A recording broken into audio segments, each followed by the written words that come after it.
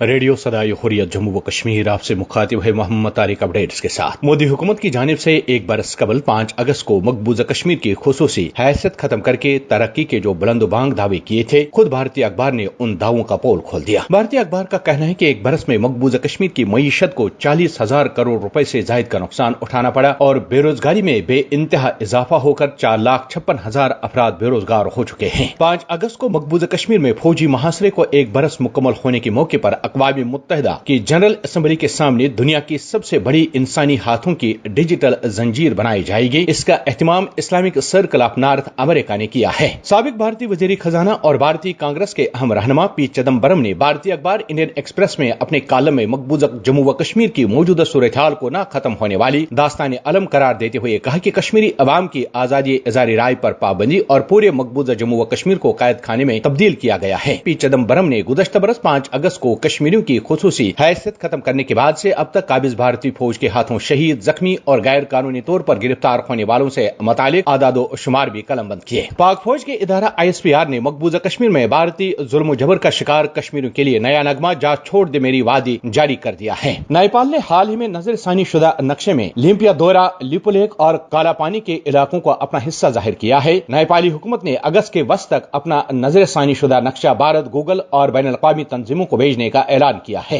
दमहाल हाजीपोरा में territorial army से वाबस्ता एक भारतीय फौजी की गाड़ी को रोककर न सिर्फ उसे अगवा किया गया बल्कि उसकी गाड़ी को भी नजर आतश कर दिया गया। अपडेट्स खत्म हुए। 5 अगस्त 2019 कश्मीरियों के लिए यौम इस्तेसाल बन गया है। यही वो दिन है जब भारत के जाबिर, जालिम और फस्ताई ज़हनियत रखने वाले नरेंद्र मोदी ने वो सब कुछ बर्बाद करके रख दिया जिसको भारत के साबिक हुक्मरानों ने किसी हद तक संभाल रखा था। नरेंद्र मोदी और उसके परवरदा मुतअस्सिब हिंदू लीडरों ने भारत के ज़ेर तसल्लुत मकबूजा जम्मू कश्मीर की खुसूसी हैसियत को जड़ से उखाड़ फेंकने की कोशिश की और यहाँ ऐसे इक़दामात उठाए जो सरासर गैर कानूनी, गैर अखलाकी और तासुब पर मबनी है। कश्मीर की खुसूसी हैसियत को खत्म करके भारतीय तसल्लुत में देना हो या डोमिसाइल का मामला कि धड़ाधड़ भारतीय हिंदुओं को बगैर किसी हिचकिचाहट और बगैर इंतजार के डोमिसाइल फराहम किए जा रहे हैं। सरकारी आला ओहदों पर तैनात मुसलमान अफसरों को निकाल कर उनकी जगह हिंदू अफसरों की तैनाती हो या नए ऐसे अफसरों की तैनाती जो आजादी पसंदों पर नजर रखकर उनके मालो असबाब और जायदादों को जब्त कर सकें। ये और इस तरह के बेशुमार गैर अखलाकी और गैर आईनी इक़दामात उठाए गए और उठाए जा रहे हैं जिनका मकसूद सिर्फ और सिर्फ ये है कि कश्मीरियों को हर लिहाज से बेदस्तुपा करना है। लेकिन क्या